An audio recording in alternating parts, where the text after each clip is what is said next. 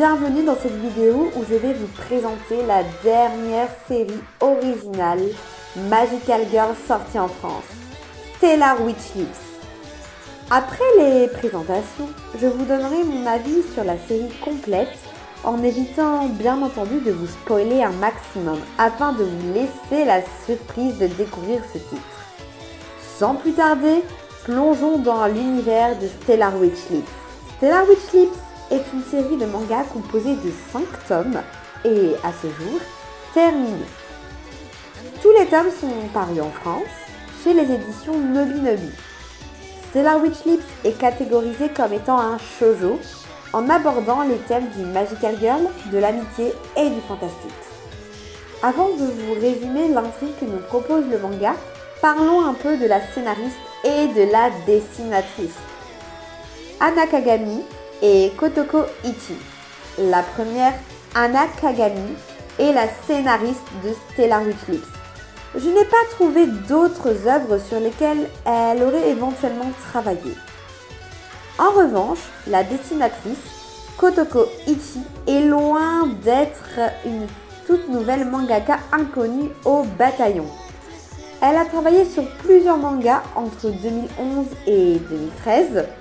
Kotoko Ichi est aussi visiblement connue pour avoir fait des doujins, c'est-à-dire des mangas amateurs, notamment sur Kuroko's Basket. Elle a un site web où on peut suivre son actualité. ichikoko.com. Stellar Witch Lips est sa première œuvre publiée en France.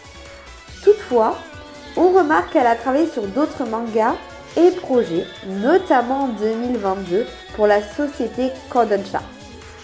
Allez, trêve de bavardage. Avouez que vous mourrez d'envie de connaître le speech de Stellar Witch Lips. La vie de lycéenne ordinaire de Miku bascule lorsqu'elle est choisie pour devenir une sorcière, la 6e sorcière de la nuit. Des mages maléfiques cherchent à s'emparer d'une énergie contenue en toute chose, le mana. Miku doit alors les empêcher de parvenir à leur but. Pour réaliser sa mission, elle se transforme en Star Scarlet, la sorcière voleuse. Miku doit à présent jongler entre sa vie de lycéenne et sa vie de sorcière.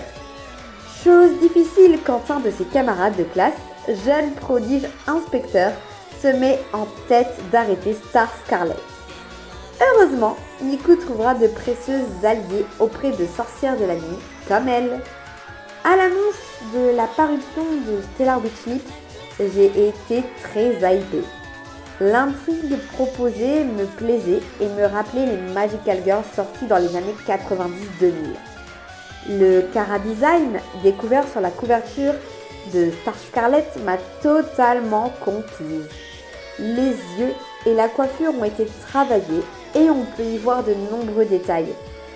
On sent que la dessinatrice a cherché à mettre l'accent sur le côté étincelant, lumineux et magique de ce manga.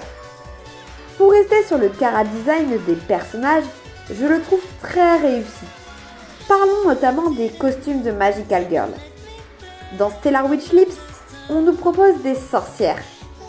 J'aime ce choix qui renoue avec l'origine des Magical Girls où les héroïnes étaient justement des sorcières. On peut d'ailleurs retrouver de nombreuses références à d'autres œuvres du genre Magical Girl, comme par exemple l'apparence du mana qui prend la forme de pierre précieuse qui n'est pas sans rappeler le cristal d'argent vu dans Sailor Moon. On peut aussi citer le titre de sorcière voleuse. En effet, cette histoire de vol n'est pas sans rappeler le statut de Kamikaze Keitu-jan ou encore Keitu Santail. Je pourrais encore vous trouver d'autres exemples, mais j'estime que cela serait vous spoiler une partie de l'intrigue. Cela sera donc à vous de les trouver si vous lisez Stellar Witch Lips. Bien que fortement semblable, chaque sorcière a son costume. On reste dans le même style, mais chacune a sa propre personnalité et cela se reflète dans la tenue de transformation. Les tenues de sorcières sont modernes et on peut d'ailleurs noter que Kotoko Ichi propose des tenues branchées et modernes pour ses personnages de manière plus générale. L'uniforme scolaire de Miku et ses camarades me fait d'ailleurs penser à celui qu'on avait dans Shugochara. Côté sorcières, elles sont au nombre de 5. Le manga fait également 5 tomes. Je trouve que cela fait un peu juste si on veut toutes les développer correctement. Tokyo Mew Mew et Mermaid Melody comptaient 7 tomes et Shugochara, lui, en comptait 12 par exemple. Ajoutons à cela que celle qui sera la plus développée est bien sûr Miku. Les autres sorcières prennent de l'importance trop tard dans la série à mon goût. J'enchaîne en vous parlant du rythme qui ne me convient pas du tout. Certaines explications ne sont pas données au bon moment, les intrigues me paraissent soit trop rapides, soit trop longues.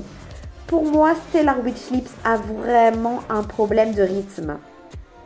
Concernant la suite de la vidéo, je vais vous parler de romance et notamment de la relation de Miku avec Ryusei Azuchi, le jeune inspecteur et camarade de classe de Miku. Je vous invite à ne pas regarder la suite de la vidéo si vous ne souhaitez pas être spoilé de ce côté-là. Stellar Witch Lips nous offre de la romance. On en a d'ailleurs pas mal. Le couple formé par Miku et Ryusei est central dans le manga. Si Ryusei ne connaît pas l'identité de Miku, elle est consciente de qui il est. Pour un inspecteur, Ryusei est loin d'être perspicace. Partout où se trouve Miku, Star Scarlet apparaît. On a un gouffre entre son comportement avec lui en tant que Miku et en tant que Star Scarlet. J'aime beaucoup la relation Star Scarlet-Ryusei. Toutefois, je suis un peu déçue qu'on ait un premier baiser si rapidement dans le manga. Cela aurait pu vraiment arriver plus tard et on aurait pu apprécier un temps de construction de la relation et je trouve que cette relation est plutôt mal amenée. Les autres sorcières ne sont pas en reste côté romance, mais on doit vraiment attendre. Baby Mint et Coupe Violette ont droit à leur romance dans le tome 4. Pour rappel, la série fait 5 tomes et est terminée. J'en reviens à ce problème de rythme énoncé plus tôt dans la vidéo. C'est vraiment dommage car j'aimais bien ce qu'on nous proposait. Au-delà de cela, j'ai apprécié la lecture de Stellar Witch Lips. Le design de Kotoko Ichi est adorable et je le trouve sublime. C'est vraiment tout le dessin que j'aime dans un Magical Girl. Je suis heureuse qu'un tel titre soit publié en France et mon côté nostalgie des Magical Girls des années 2000 a été plus que comblé par Stellar Witch Lips. À présent, j'aimerais bien connaître votre avis sur ce manga. N'hésitez pas à me mettre en commentaire ce que vous avez pensé de Stellar Witch Lips. Peut-être que vous ne connaissez pas du tout ce titre. Auquel cas, j'espère vous avoir donné envie de le lire. Merci d'avoir regardé cette vidéo et à bientôt pour une nouvelle aventure magique.